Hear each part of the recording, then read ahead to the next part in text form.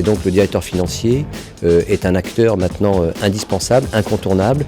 C'est quelque chose d'important parce que le directeur financier, il n'y a pas que les chiffres, il y a la rentabilité, mais derrière tout ça, il y a des hommes. Et je crois que le rôle du directeur financier aujourd'hui est plutôt de convaincre ses pairs opérationnels. On peut avoir un très bon produit, un très bon patron, des bons services techniques.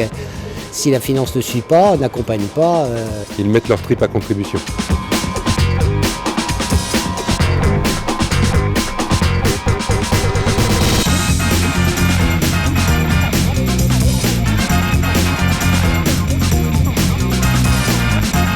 Ce corps qui se constitue entre le PDG et le directeur financier. C'est-à-dire des hommes du terrain, du métier, investis dans l'entreprise. Le numéro 2 et le stratège à côté du président. Qui essaient de mettre leur expertise au service d'une cause, d'une entreprise, d'un projet. On voit véritablement que la fonction de directeur financier est essentielle. L'objectif de ce trophée, c'est de mettre à l'honneur un directeur financier ou un contrôleur de gestion pour sa participation remarquable au service de son entreprise. Eh bien, on va entrer dans le vif du sujet avec notre premier nominé. J'appelle Sylvain Alizan, représentant la société Nutri7. Il s'agissait donc d'aider financièrement des entreprises, des sociétés basées en Afrique, basées en Asie. Je ne sais pas si vous êtes allé jusqu'à l'Amérique du Sud, en Inde. Alors, les sociétés qui sont financées, ces sociétés-là se trouvent dans les régions où il y a les populations vulnérables. C'est-à-dire, on retrouve le plus grand nombre d'enfants malnutris. Et donc, c'était un des premiers objectifs de la sélection. Pour moi, humanitaire et financier sont des mots qui sont a priori plutôt antagonistes.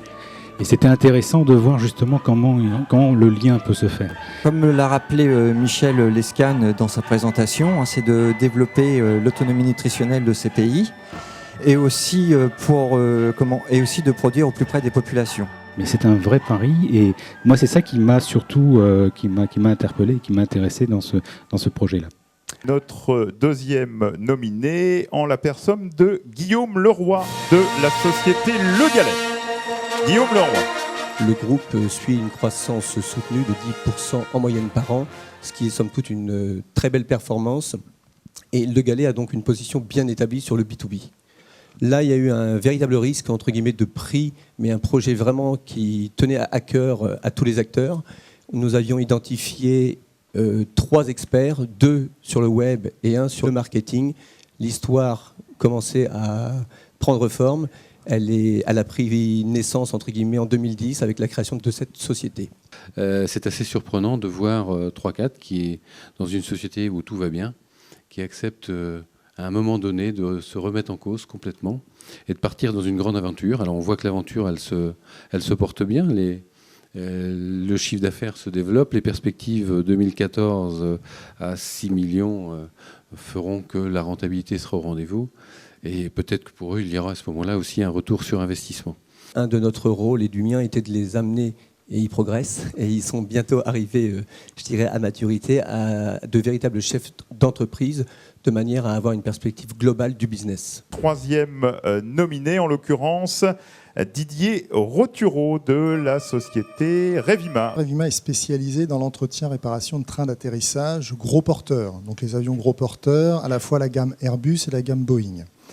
Donc est arrivé de manière tout à fait opportune, effectivement, la possibilité de racheter la société APU, donc Revima APU, spécialisée dans l'entretien-réparation de petits moteurs. Avec ce projet de croissance qu'on a réussi à mener, on est capable de proposer aujourd'hui à l'ensemble des compagnies un service à la fois sur les trains d'atterrissage et également sur les moteurs APU. Je dois dire, un élément essentiel de la réussite de cette croissance, tout le monde est resté, et un an après, puisque le closing a eu lieu le 31 mai 2011, un an après, tout le monde est encore là. Il y a effectivement en France, dans nos régions, des petites mines dont on ne parle pas assez. On les qualifie souvent de pépites, en Normandie.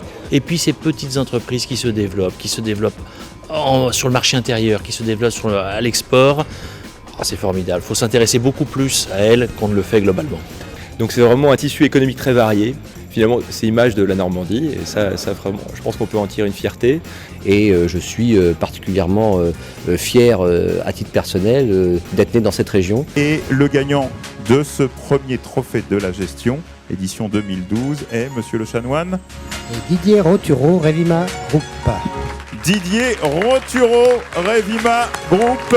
Je suis très heureux d'avoir ce prix, mais la concurrence était rude. Donc je pense que effectivement, ça donne encore plus de valeur si ça doit en donner à ce prix que je suis très heureux d'avoir reçu. Enfin, en tout cas, les entreprises et les directeurs financiers qu'on a pu rencontrer ce soir, c'est des gens vraiment investis dans leur entreprise, vraiment investis sur les projets qu'ils nous ont présentés ce soir.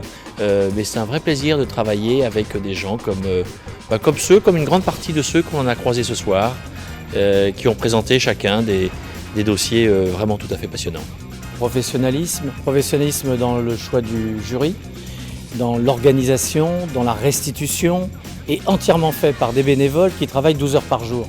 Donc moi je dis directeur financier chapeau bas. Et je suis content d'avoir sélectionné ces 3 entreprises parce que ces dirigeants ont vraiment une dimension et une éthique qu'on aimerait bien retrouver dans beaucoup d'entreprises.